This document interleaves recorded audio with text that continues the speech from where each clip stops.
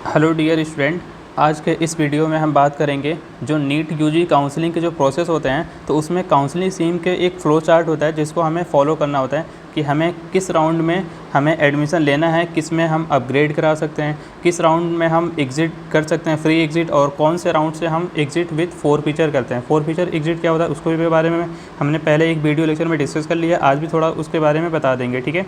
और किस राउंड में हमें रजिस्ट्रेशन फ्रेश करना पड़ेगा, किस राउंड में फ्रेश रजिस्ट्रेशन की ज़रूरत नहीं है, ये सारी इस वीडियो में सारी बातें हम डिस्कस करेंगे, ठीक है ना। तो जो राउंड होते हैं टोटल, राउंड 1, राउंड 2, राउंड 3, फिर उसके बाद से स्ट्रे वैकेंसी होता है, ठीक है ना। राउंड 3 को हम मॉप अप राउंड भी बोलते हैं, राउंड 3 को मॉप अप राउंड से भी मॉप अप राउंड के नाम से जाना जाता है, ठीक है।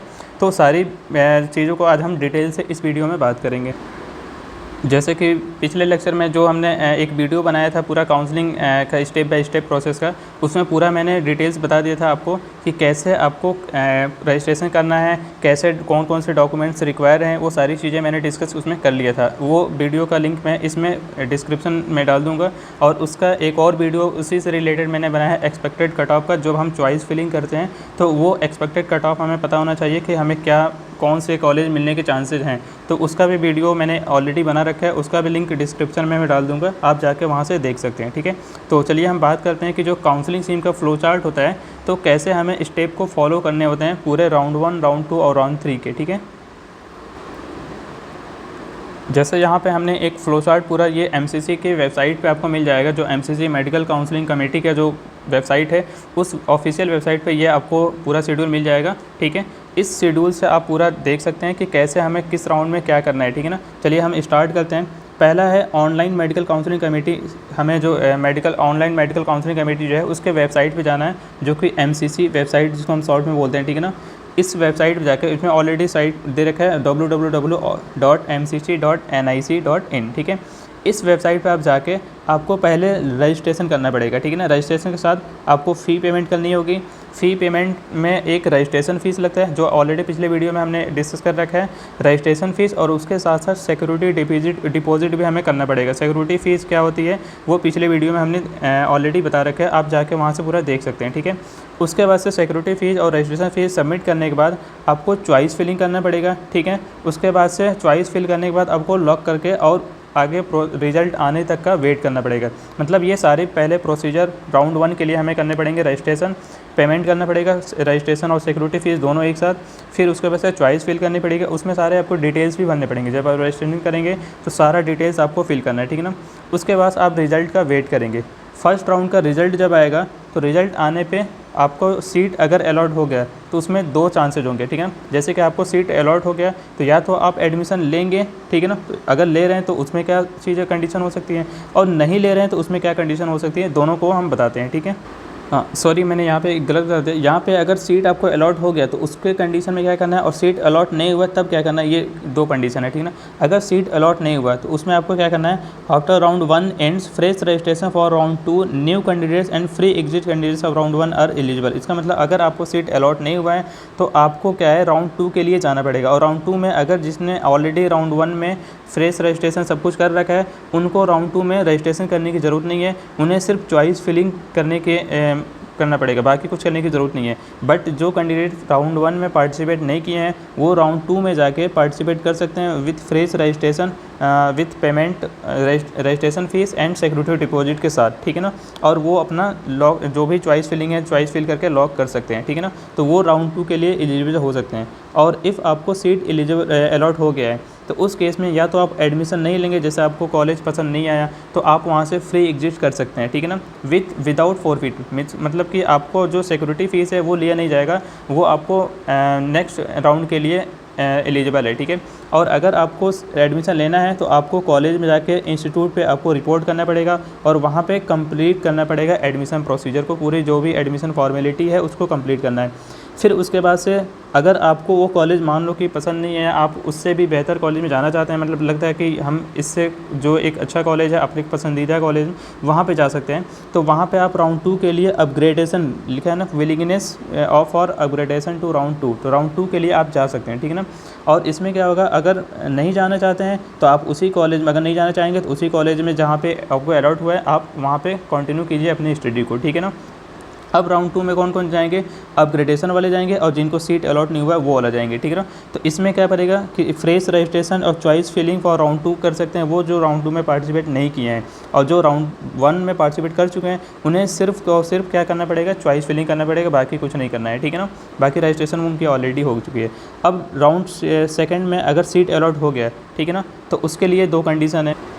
अगर सीट अलॉट हुआ, ठीक है ना, तो उसके लिए अगर सीट अलॉट हो गया तो वो क्या करेंगे, जाके अपने राउंड 2 में जो भी कॉलेज मिला है कॉलेज पे रिपोर्ट करना पड़ेगा, कॉलेज में ज्वाइन करना पड़ेगा, ठीक है ना। और ज्वाइन करके वहाँ पे एडमिशन कंप्लीट कराने के बाद आप वहाँ पे स्टडी कंटिन्यू अपना कर सकते हैं, ठीक है। बट अगर आप उस कॉलेज को ज्वाइन नहीं करना चाहते हैं तो वहाँ से जो आपको एग्ज़िट होगा ना वो फ्री एग्ज़िट नहीं होगा। मींस यहाँ पे सेकेंड राउंड के बाद अगर कॉलेज अलॉट हो गया और वहाँ पे आप एडमिशन लेना नहीं चाहते हैं तो वहाँ पे आपकी जो भी सिक्योरिटी मनी है वो आपको नहीं मिल पाएगा, क्योंकि यहाँ से अगर सीट अलॉट होने के बाद एडमिशन नहीं लेते हैं ना तो यहाँ पर जो भी एग्ज़िट होता है वो फ्री एग्ज़िट नहीं होता है, एग्ज़िट विथ 4 फीचर होता है। एग्ज़िट विथ 4 फीचर का मतलब ये है कि आपको जो सिक्योरिटी मनी है वो वापस नहीं होगा, ठीक है। हाँ, अगर आपको सीट मिली है तो आप अपग्रेडेशन के लिए जा सकते हैं, तो अपग्रेडेशन के लिए भी जा सकते हैं। और अगर आपको पहले राउंड में जो अपग्रेड करा के आए हैं सेकंड राउंड में, तो वो पहले राउंड में जो सीट मिली है उसमें नहीं एडमिशन ले सकते हैं, जो सेकंड राउंड में अपग्रेड होकर सीट मिला उसमें जाकर एडमिशन करा सकते हैं, ठीक है। और सेकंड राउंड में अगर सीट नहीं मिली, आपको कोई भी सीट अलॉट नहीं हुआ है, तो उस केस में candidate is eligible to participate in further round, मतलब कि नेक्स्ट राउंड के लिए भी वो अगर एलिजिबल है, थर्ड राउंड जो मॉप अप राउंड होता है उसमें भी एलिजिबल है कैंडिडेट्स, अगर उनको सीट नहीं मिली है तो, और वहाँ से एग्ज़िट भी कर सकते हैं या फिर वो वहाँ से थर्ड राउंड में भी जा सकते हैं, ठीक है ना। और जो सेकंड राउंड में जिनको सीट मिली है तो वो अपग्रेडेशन के लिए भी जा सकते हैं थर्ड राउंड में, मतलब सेकंड राउंड में जो भी सीट मिली है वहाँ पे एडमिशन ले लें, फिर उसके बाद से अपग्रेडेशन के लिए वो जा सकते हैं, ठीक है। अब हम बात करते हैं राउंड 3 की। राउंड 3 में क्या क्या प्रोसीजर हमें फॉलो करना है ये देखना है, ठीक है। राउंड 3 में जो भी कैंडिडेट्स आएंगे वो अपना फ्रेश रजिस्ट्रेशन कर सकते हैं और चॉइस फिलिंग कर सकते हैं राउंड 3 के लिए, और जो राउंड 2 में ऑलरेडी पार्टिसिपेट कर चुके हैं जिन्हें सीट नहीं मिली है उन्हें सिर्फ अपना चॉइस फिलिंग करना है, बाकी रजिस्ट्रेशन और से फी पेमेंट दोबारा से नहीं करनी है, ठीक है ना।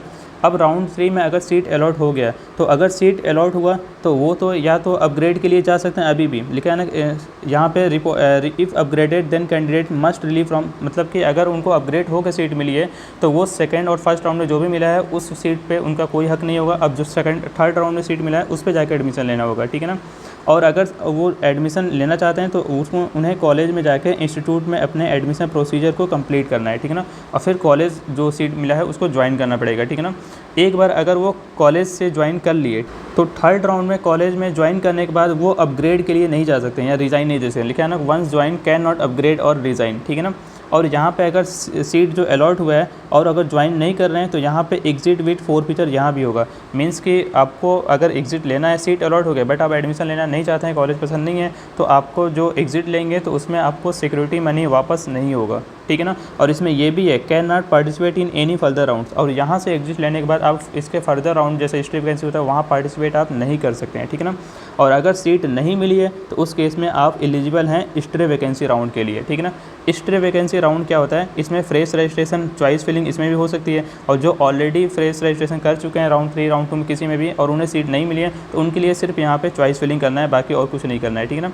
और अगर सीट अलॉट हो गया, ठीक है, स्ट्रे वैकेंसी ये थोड़ा सा और इम्पोर्टेंट है, अगर स्ट्रे वैकेंसी सीट अलॉट हो गया तो आप जाइए अपने कॉलेज में एडमिशन लीजिए, वहाँ पे ज्वाइन कीजिए और स्टडी को कंटिन्यू कीजिए। यहाँ पे लिखा है कि join the seat at college once join, एक बार आप ज्वाइन कर लेंगे तो वहाँ से कॉलेज से रिज़ाइन आप नहीं कर सकते, मतलब वहाँ से आप वो नहीं कर सकते, हट सकते हैं। अगर वहाँ से निकलेंगे भी तो आपको कोई सिक्योरिटी मनी वापस यहाँ से भी नहीं मिल पाएगा। और अगर कॉलेज ज्वाइन नहीं कर रहे हैं अलॉट करने के बाद तो forfeiture of fees and debarred for next 1 year, ये थोड़ा सा इंपॉर्टेंट है।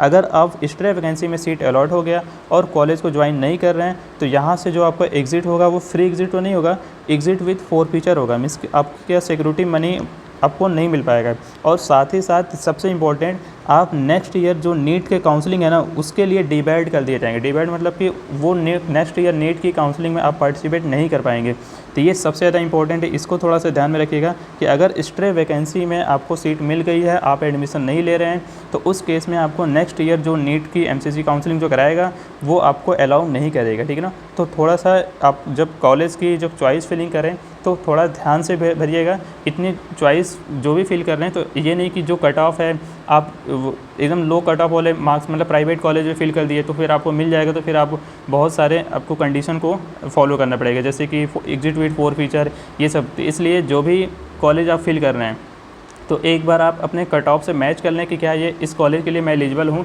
क्योंकि लास्ट ईयर के रैंक के बेसिस पे कट ऑफ आप देख सकते हैं। मैंने ऑलरेडी इसके एक वीडियो लेक्चर बना रखा है एक्सपेक्टेड कट ऑफ का इस ईयर का जो नीट UG 2024 के लिए, तो आप वहाँ से देख सकते हैं आप किस कॉलेज के एलिजिबल हैं। अपने मार्क्स के अकॉर्डिंग मैंने एक रेंज बना रखा है लास्ट ईयर के रैंकिंग के बेसिस पे, तो वो एग्जैक्ट नहीं है बट हाँ इतना है कि उसी के आसपास कट ऑफ हो सकता है। तो आप उस वीडियो का लिंक मैं इस वीडियो के डिस्क्रिप्शन में डाल दूंगा, आप वहाँ से जाके एक्सपेक्टेड कट ऑफ देख सकते हैं, ठीक है, और अपने काउंसलिंग प्रोसीजर को पूरा ऐसे फॉलो कर सकते हैं, ठीक है। ये आज की वीडियो में सिर्फ मुझे ये बताना था कि कैसे हमें काउंसलिंग सीम फ्लो चार्ट को फॉलो करना है, ये मैंने बताया, ठीक है ना। आप टेलीग्राम चैनल भी सब्सक्राइब कर सकते हैं, वहाँ पे टेलीग्राम चैनल जो मेरा है नीट जी सब्रे एकेडमी, वहाँ पे आपको जो भी नोटिफिकेशन आएगी वो मिल जाएगी, ठीक है। तो नीट जी सब्रे एकेडमी पे जो भी आपको नोटिफिकेशन आएगी या जो भी चीज़ें आएंगी आपको सब चीज़ मिल जाएगा। इसका मैं PDF भी डाल दूंगा, जितने भी वीडियो लेक्चर बनाए हैं मैंने इससे पहले एक्सपेक्टेड कट ऑफ का, वो सारे PDF आपको वहाँ पे मिल जाएंगे, ठीक है ना। तो आप इस प्रोसीजर को एक बार ध्यान से और देख लीजिएगा, फिर अपनी काउंसलिंग प्रोसेस को स्टार्ट कीजिएगा, ठीक है। Thank you.